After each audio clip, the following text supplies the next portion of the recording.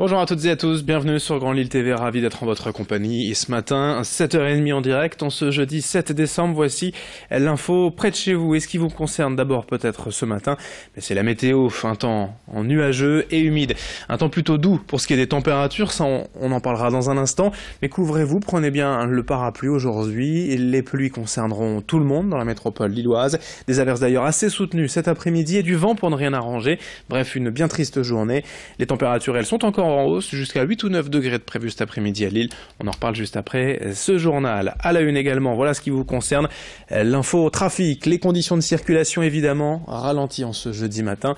Ce n'est pas encore l'heure de pointe à 7h30, mais il y a déjà du monde et des ralentissements sur l'autoroute A25, la RN 41 depuis les WEP, la 1, la 23 au sud de l'agglomération, la rocade nord-ouest vers Ouascal, et puis au nord depuis la frontière belge, l'autoroute A22 jusqu'à Mouveau et Ouascal.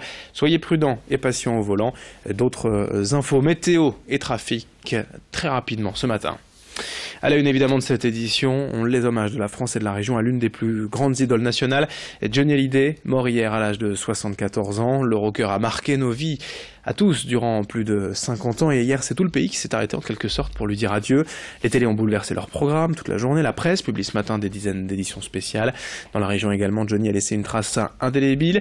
Exemple avec ce premier témoignage dans ce journal d'un fan inconditionnel depuis 1974. Jacques Delaplace habite Villeneuve-d'Ascq. Il nous a ouvert ses portes juste après avoir appris la nouvelle hier matin.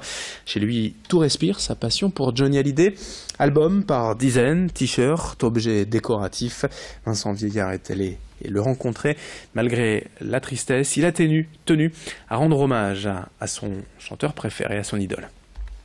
On tombe des nues, hein. On se demande... Bon, on était un petit peu préparés, mais si vite que ça, non. C'était pas ça. Je pensais qu'il aurait encore fait un album. Pour nous, Johnny, il sera toujours vivant, puisqu'il fait partie de la famille, et puis on l'entendra toujours.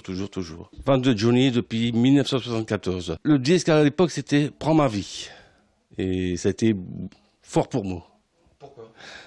Car cette année-là, j'ai perdu mon frère aîné dans un accident de voiture. Et il était fan de Johnny ici, parce que ce disque-là, avec l'accident que j'ai eu, j'ai perdu mon frère. Et quand je suis sorti de l'hôpital, j'ai demandé à ma mère d'aller au supermarché chercher ce disque. Et je le passais après tous les jours. Tout ce que je pouvais faire, je le faisais. Ben, acheter des bibelots, tout, un petit peu de tout. Ben, pour moi, c'était... Il me donnait toujours l'envie d'avoir envie. Marrant, hein. Puis il repensait un petit peu à ce que j'ai fait dans ma vie aussi, des petites choses. Ouais. Mais c'était bien. En France, il y a 2 monuments. La Tour Eiffel et Johnny. Maintenant, il n'y a plus que la Tour Eiffel. Et c'est vraiment tout le pays hier qui a salué Johnny Hallyday, même à l'Assemblée nationale hier après-midi. Les députés se sont levés et ont applaudi la mémoire du chanteur. Pour ce qui est des cérémonies nationales, les proches de Johnny et le gouvernement y réfléchissent actuellement. On parle d'un cortège funèbre descendant les Champs-Élysées à Paris avant une cérémonie religieuse au sein de l'église de la Madeleine. Le dispositif doit être officialisé aujourd'hui. 7h33 dans l'actualité lilloise en ce jeudi, la manifestation des salariés de Tereos hier, plus connue sous le nom de la marque de sucre Béguincé, et notamment l'entreprise avait annoncé en octobre le déménagement de son site nordiste à Lille en région parisienne. Les effectifs passeraient ainsi de 238 à 80 salariés seulement à Lille. La direction justifie cette réorganisation par un besoin de compétitivité, mais les salariés, eux, installés dans la métropole lilloise avec leurs familles, sont en grande majorité opposés à cette délocalisation. Ils dénoncent surtout le site choisi non desservi par le RER à 2 heures de route de Lille et il dénonce un manque de concertation. Aucune discussion n'ayant été menée en amont avec la direction quant au choix du nouveau siège parisien. Explication avec un représentant du personnel au micro d'Idil Gunaï. Logiquement, pour un déplacement de 600 personnes d'un lieu à un autre, les institutions représentatives du personnel doivent être consultées. Or, elles ne l'ont pas été, elles l'ont été au dernier moment, quand les salariés ont été avertis. Et on s'aperçoit que dans le cadre de la procédure, la direction des ressources humaines ne respecte rien. Et les mesures qu'elle nous propose pour ce déplacement sont au ras des pâquerettes. Nous leur faisons passer ce message, nous pouvons très bien discuter et nous trouverons ensemble une solution. Les négociations ont donc déjà été entamées et vont se poursuivre surtout jusqu'au 15 mars. Mais les syndicats et les salariés demandent plus de discussions. Et dans ce journal également, bref, à l'Équin, la société de transport d'Annins placée en redressement judiciaire après l'incendie ayant détruit l'un de ses entrepôts au CRT. Les dirigeants ont 6 mois pour redresser la barre accompagnés de la justice. À Armentières, le corps d'un quadragénaire retrouvé hier matin dans l'eau de l'étang bleu rue Louis Blériot. Les causes du décès sont pour le moment inconnues, mais il s'agirait bien d'un accident. Concernant un promeneur ou un pêcheur, une enquête a été ouverte. Une autre information dans ce journal ce matin, pour bien maîtriser sa facture d'énergie durant l'hiver. Quels sont les bons réflexes à adopter en matière de chauffage électrique pour entretenir sa chaudière? Que faire en cas d'absence et surtout quand il fait très froid?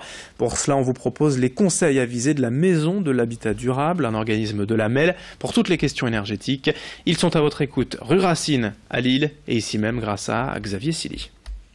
Contrairement aux idées reçues, il ne faut pas couper la chaudière lors de longues absences. Par exemple, chez moi, lors de ma présence, je mets mon chauffage à 19 degrés et lors de mes déplacements, je diminue ma température de chauffage à 14 ou 16 degrés pour justement pas avoir une surconsommation de chauffage lors du déclenchement de la chaudière. Il existe effectivement plusieurs gestes à faire simples dans le logement pour réduire ses consommations de chauffage, notamment ne pas oublier la révision de chaudière annuelle. Ensuite, on peut également poser des panneaux réflecteurs à base d'aluminium qu'on pose derrière le radiateur afin de pouvoir refléter la chaleur vers le logement et pas vers l'extérieur du logement. Ne pas couvrir les radiateurs, c'est important. Ne pas oublier également de fermer ses volets ou rideaux, mais également la pose d'un programmateur de chauffage ou des robinets thermostatiques pour pouvoir permettre une régulation plus intéressante et plus facile du chauffage et de la température dans le logement.